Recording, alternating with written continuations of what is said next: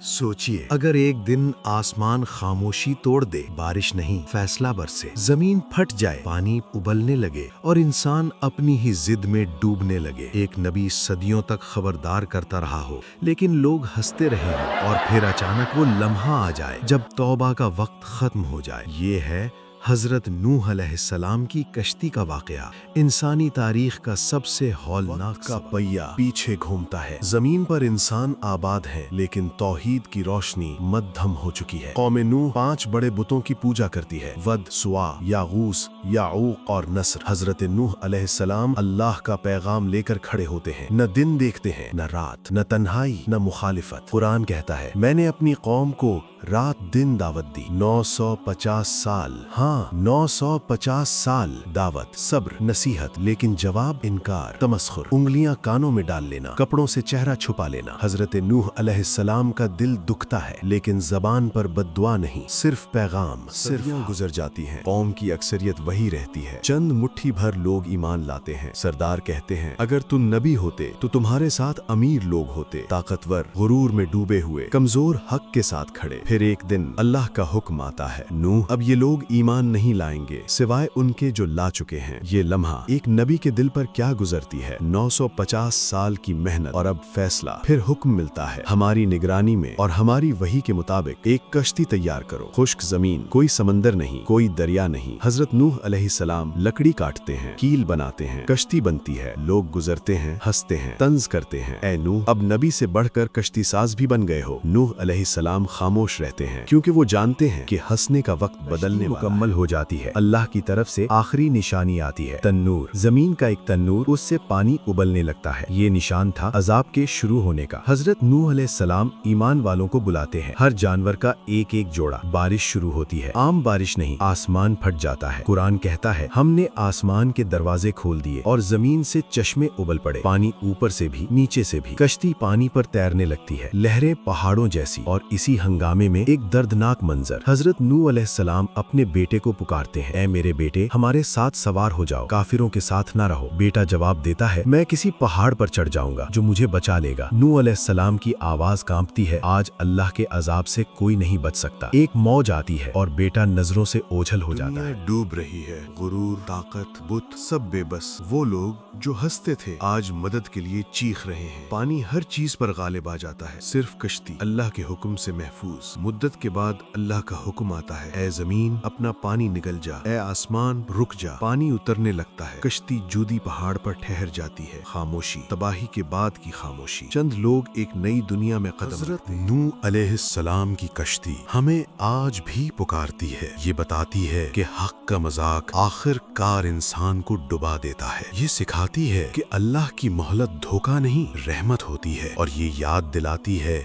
कि निजात नसब से नहीं, ईमान से मिलती है। आज भी दुनिया में शोर है, आज भी हक की आवाज दबाई जाती है, लेकिन अंजाम वही है जो नूह की कौम का था। सवाल ये है, हम किस कश्ती में ये कहानी हम सब के लिए एक पैगाम है।